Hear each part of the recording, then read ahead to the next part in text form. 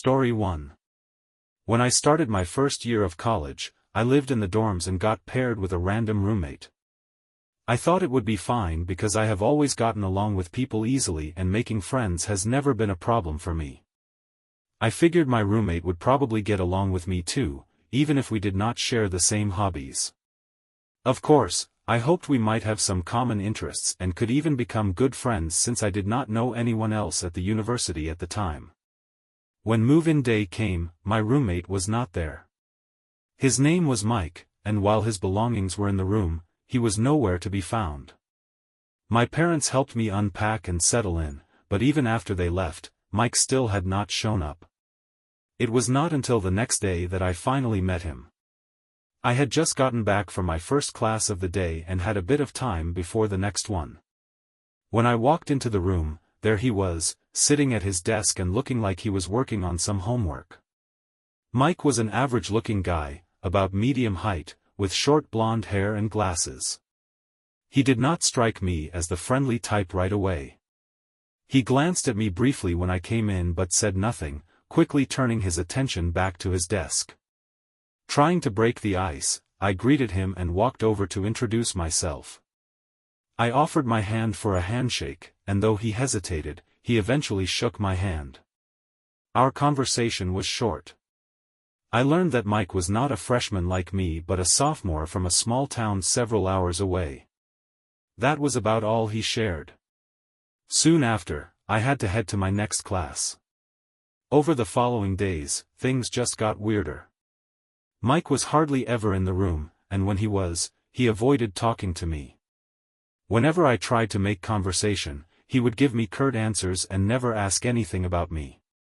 At first, I thought maybe he was shy or just not great with people. But one day, he turned to me and, in a cold and firm tone, told me to stop talking to him. He made it clear he did not want to be bothered. That put me off, but I figured there was no point in starting an argument. Instead, I decided to just keep to myself and let him be. As the weeks passed, Mike would disappear for days at a time. I would wake up, and he would be gone. He would not come back at night either. Then, suddenly, he would show up again, acting as though nothing was out of the ordinary. One night, around 11 o'clock, I heard some loud voices in the hallway. It sounded like two guys arguing, and I quickly recognized one of them was Mike. He shouted at someone to shut up and stormed back into our room. Later, I found out from another guy on our floor that Mike had snapped at him just for saying, "Hey, how's it going?" They had exchanged a few heated words before Mike walked off. The guy warned me that my roommate was acting really odd. From that point on, I started feeling uneasy about Mike's erratic behavior. I hoped that when the semester ended, I could switch to a different roommate. In the meantime, I ignored him, and he ignored me. Thankfully, he was usually gone, so it felt like I had the room to myself most of the time. Still, it was unsettling not knowing when he would come back or how long he would stay. One morning, I woke up and got ready for class. Mike had been gone all night, and when I left for class, the room was still empty. I spent several hours at school attending my classes. When I got back to my dorm room after class, I stepped inside and immediately froze. Everything on my side of the room was gone. I mean everything, my books, my clothes, my bedding, my snacks, all of it. The only things left were the basic furniture that came with the room, the bed frame, desk, and chair. It was the most bizarre thing I had ever seen. Ryan's side of the room, on the other hand, looked untouched, and, as usual, he was nowhere to be found. I stood there for a moment, trying to wrap my head around what had happened. I was certain I had locked the door before I left for class that morning. My first thought was that Ryan had something to do with it. I began searching his side of the room, but there was not much to look through. He had only a few clothes, a couple of blankets, and some notebooks. There was nowhere he could have hidden all of my belongings. Realizing that my stuff was not in the room, I stepped out into the hallway and headed straight for the resident assistant. I explained what had happened, and we started a small investigation. We checked around the building, but there was no sign of my things. The dorm was old, and unfortunately, there were no security cameras inside. Eventually, campus security got involved, but there were not many leads to follow. Thankfully, by that point in the semester, I had made a few friends. One of them happened to have a dorm room to himself, so he let me crash in his spare bed for the next couple of nights while things were being sorted out. A few days later, campus security finally found my stuff. It was dumped in a wooded area just off campus. Everything had been tossed there, scattered among the trees. As for Ryan, he had completely vanished. He did not come back to the dorm, and no one saw him on campus again. The school ended up assigning me to a new dorm room, and this time, I had it all to myself. They even gave me a gift card to replace some of the items that had been ruined or lost, which was a nice gesture. To this day, I have no idea what happened to Ryan or why he did what he did. He was easily the strangest person I have ever met. All I know is that I was glad to be done with that living situation. Story 2. For a while when I was younger, I lived with a roommate in a small 2-bedroom house just outside the city. I had not met the guy before moving in, but I did not have much money and needed someone to split the rent. That was the only reason I ended up sharing a place with him. The house was not anything special, just a cheap, modest rental. My roommate's name was James. When we first met and moved in, things seemed fine. For the first few days, we mostly kept to ourselves. We would either stay in our rooms or be out working. I did bump into James in the kitchen once, and we exchanged a few words. He seemed like a decent guy. However, about a week or two after moving in, something strange happened. One night, I was jolted awake by loud banging on my bedroom door. It was so persistent that it completely startled me. Half asleep, I called out, asking who was there. The banging stopped, but no one answered. I figured it had to be James because who else would be in the house? I got up and opened the door, but the hallway was empty. James's bedroom door was shut tight. I assumed it was some weird prank, though James did not seem like the kind of guy to pull stunts like that. Still, I went back to bed without overthinking it. The next morning, James had already left for work by the time I got up, so I did not get a chance to ask him about it. Honestly, I forgot about it for most of the day. But that night, the same thing happened again. I was woken up in the middle of the night by more banging on my door. This time, I was annoyed. I shouted out, asking what was going on, and the knocking stopped. I jumped out of bed, opened the door, and saw no one in the hallway. But then I noticed James's bedroom door slowly closing. I walked over and knocked on his door, asking what his deal was. He did not answer. Frustrated, I considered barging in but decided against it. I went back to my room and tried to sleep, though it was tough with my mind racing. Maybe James was sleepwalking? But I thought sleepwalkers were not known for banging on doors. I could not make sense of it. The next morning, once again, James was gone by the time I woke up.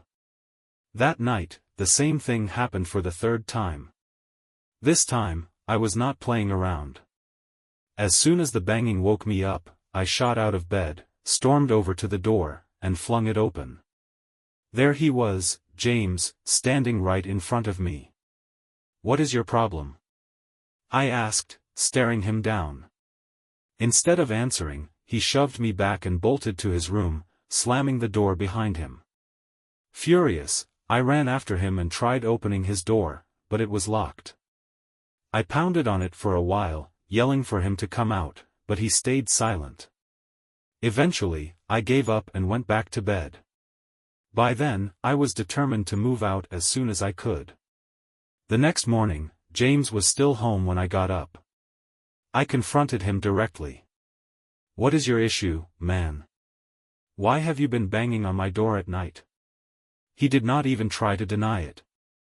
Instead, he flatly said he did not like me and did not want me living there. That was the first time he had been honest about it. I told him I was planning to move out as soon as I could find another place. Within a few days, I found a small apartment and moved in. It was a massive relief. The apartment was not perfect, but it was far more comfortable than sharing that house with James. In the meantime, James did not bother me again during the last few nights I was there. Looking back, I still do not know what his deal was. Maybe he wanted to scare me into moving out, or maybe he was just plain weird. Either way, he could have handled it like a grown man and just told me he wanted me to leave. There was no need for all the late-night nonsense. Story 3. I was pretty relieved to find an apartment so quickly because it brought back memories of a wild experience I had years ago when I was living with this one girl. It happened about a year after I graduated college. Back then, I was sharing a small house with a girl named Leah. We had gone to the same college, so we knew each other, but we were not exactly friends, more like acquaintances. Living together was fine for the most part. We got along well enough but were not particularly close. We kept to ourselves and did our own thing. The lease was for a year, and during that time, we mostly worked our jobs and occasionally chatted. It was not too bad, and the neighborhood was decent. Everything went smoothly until the very end of the lease. With less than a month left on the lease, I had some money saved up and was planning to move into a slightly nicer place, probably an apartment. Leah was making similar plans, but we were not going to continue as roommates. Then one night, everything changed. I was up late in my bedroom, and suddenly, I started hearing what sounded like people in the house. My bedroom door was closed, so I could not hear everything clearly, but it felt off. Just as I was about to get up to check, I heard Leah let out a short scream. That immediately froze me in my tracks. The next thing I knew, my bedroom door opened, and 3 men dressed in all black entered. They were wearing masks, so I could not see their faces. It was one of the most terrifying moments of my life. Without saying a word, they motioned for me to stand in the corner, and I obeyed without hesitation. They rummaged through my things, grabbing my laptop, phone, wallet, some jewelry, and a few other items. Some things they picked up and tossed aside, seemingly uninterested. After a couple of minutes, they shoved their loot into bags and left my room, heading towards Leah's bedroom and the rest of the house. We did not have much valuable stuff, so they were not in the house for long, maybe 5 minutes total.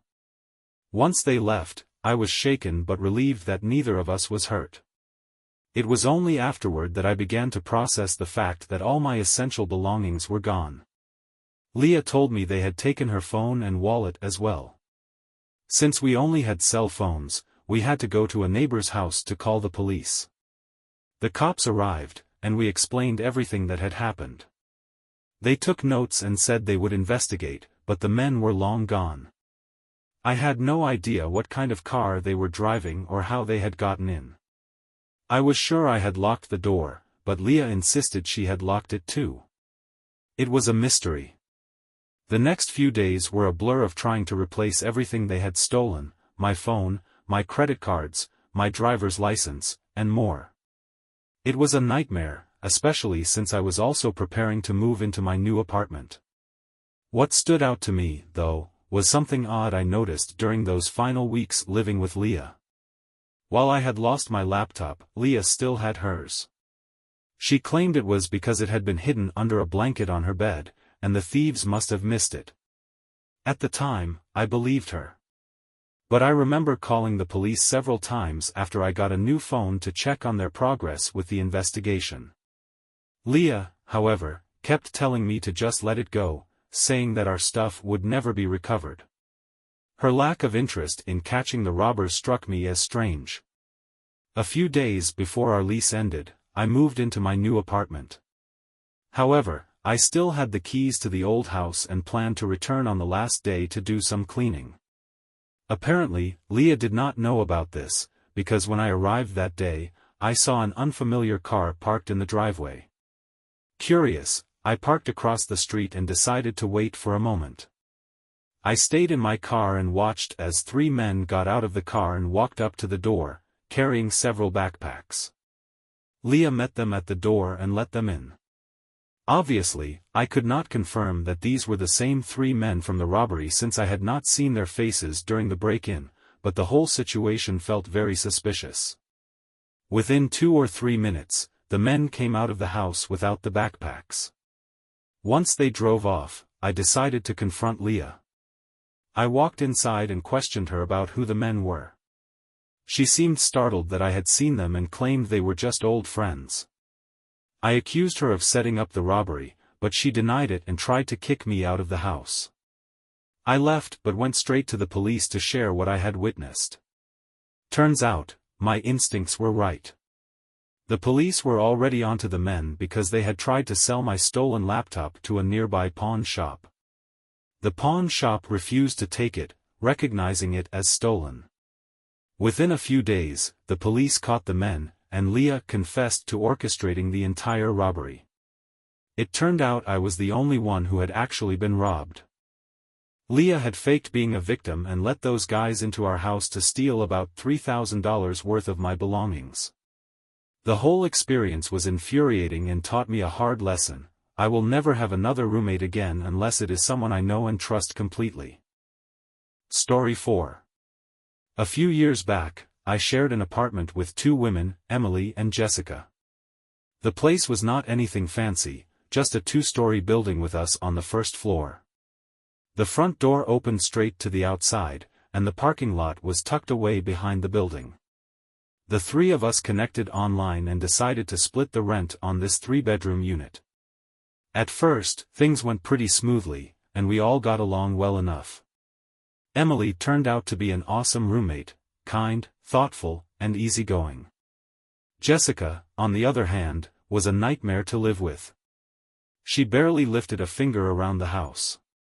She used our dishes and food without asking and never cleaned up after herself. The apartment was always a mess because she left her stuff everywhere. Jessica's boyfriend was around constantly, too. They would crank up her television late into the night, and on top of that, they smoked in her room, filling the whole place with an awful smell. After a couple of months, I had had enough. I asked her to start pulling her weight and being more respectful of our shared space. She just shrugged and told me she paid her rent, so she did not have to do anything else. Things got tense after that, and I stopped trying to talk to her about it. Emily made an effort to reason with Jessica, but she got the same dismissive attitude. Occasionally, Jessica and her boyfriend would disappear for a few days, and honestly, those were the best times. One day, when Emily was at work, I ended up in another argument with Jessica. I cannot remember what sparked it, but it was the same old issue. She had thrown trash into the already full garbage can without taking it out. Frustrated, I decided to handle it myself. I grabbed the bag and headed to the dumpster out back. When I returned, I found the door locked. I had not bothered taking my keys since I was just stepping out for a minute. I knocked, but Jessica did not answer. Luckily, I had my phone, so I started calling her. She ignored me over and over, and after the 10th attempt, she finally picked up, only to curse me out and hang up. I spent over half an hour trying to get her to open the door before I finally called the police. When they arrived, Jessica begrudgingly let me back inside, claiming she had not heard me knocking. That was a blatant lie, considering my phone logs showed how many times I had called her. The officers explained that she could not legally lock me out since my name was on the lease, and then they left. Not long after that, Jessica announced that she would be staying with her boyfriend for the rest of the lease. By then, there were only 3 months left, and Emily and I were thrilled to see her go. She moved out all her stuff but left her keys behind. For the next 2 months, things were peaceful, until rent was due, and Jessica stopped paying her share. Emily and I ended up covering her portion to avoid issues with the landlord. We figured it was better to pay than risk her coming back. One night, about 2 months after Jessica had moved out, something strange happened. I was up late in my room, and Emily was in hers.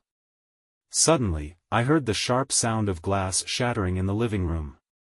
My stomach dropped. Someone was breaking in. I stayed in my room, heart racing, but my door did not have a lock. I was about to call the police when I heard footsteps coming closer. Before I could react, the door burst open. I stood there frozen for a second before I saw Jessica standing in the doorway. She asked me why I didn't answer the door, but I had no idea she was even knocking. I asked her, "Why did you break into the apartment?" She shrugged and claimed she had lost her key. I was beyond angry at that point. She had literally broken the window just to get inside. Jessica told me she had an argument with her boyfriend, and they broke up, so now she was planning to move back in with us. I reminded her that she had not paid her part of the rent, but she brushed it off, saying, "What are you going to do? Evict me? I don't even live here anymore." I didn't know how to respond to that. Honestly, I was just relieved that the end of our lease was so close. In the end, Jessica did get evicted before the lease was up. She was kicked out for breaking the window and failing to pay her rent. After that, I never saw or heard from her again. Story 5. When I went to college, I stayed in the dorms during my first 2 years. I remember my first year, I got paired with a random roommate named Jack. Jack was a little odd, but we got along okay. He had a strange sense of humor and said some weird things. We weren't really friends, but we talked now and then since we were roommates. I remember a few weeks into the school year, there were rumors floating around about some guy who wore all black and did strange things. He'd sometimes chase students around, or even cause small damage around campus, like knocking over trash cans or writing on walls. The weirdest part was, he always covered his face with a ski mask, so no one knew who he was. People on campus were all talking about him. One day, I heard that a guy in my dorm had left his room, and when he came back, the masked man was inside. Apparently, the guy had trashed his room and stole his laptop before running off. I was getting nervous, thinking I might run into this guy myself. Until then, I hadn't actually seen him in person. The next day, my class ended earlier than expected, so I went back to the dorm. When I got to the room, no one was there. But just a little while after I arrived, the door suddenly unlocked and swung open. There, standing in the doorway, was the masked man. He pulled off the mask and to my surprise, it was my roommate, Jack. He looked at me, clearly shocked, and asked why I wasn't in class. I asked him what in the world he was doing, and that's when I realized he was the one behind all of this. Jack told me that if I told anyone, I would regret it. I wasn't sure if he was serious, but in the moment, I told him I wouldn't say anything if he gave the stolen laptop back to the kid. I knew it was wrong to take something like that.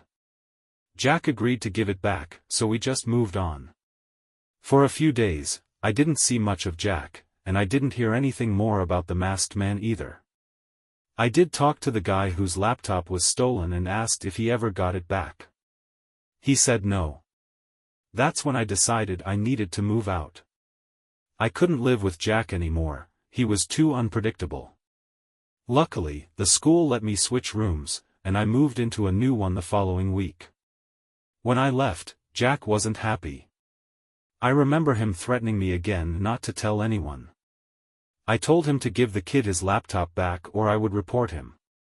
A few days later, I heard more rumors about the masked man, and I knew I couldn't stay quiet anymore. The guy still didn't have his laptop, so I went to the campus office and reported Jack. I wasn't afraid of him anymore since we no longer shared a room. That night, around midnight, someone tried to open my door. I went to check and found Jack standing outside. He started knocking, and I yelled at him to go away. But he didn't listen. He just kept banging on the door, trying to open it. Then he started kicking it, hard. I honestly thought the door might break. I got scared because I wasn't sure what Jack was capable of, and all I had to defend myself was my fists. Luckily, the resident assistant heard the noise and came to see what was going on. Jack ran off. The next day, I found out that he'd been expelled from the school. The good news was, the kid finally got his laptop back. But I still spent the rest of the semester worrying that Jack might come back for revenge. He hated me for getting him kicked out, but honestly, he did it to himself. I'm just glad I haven't seen him since.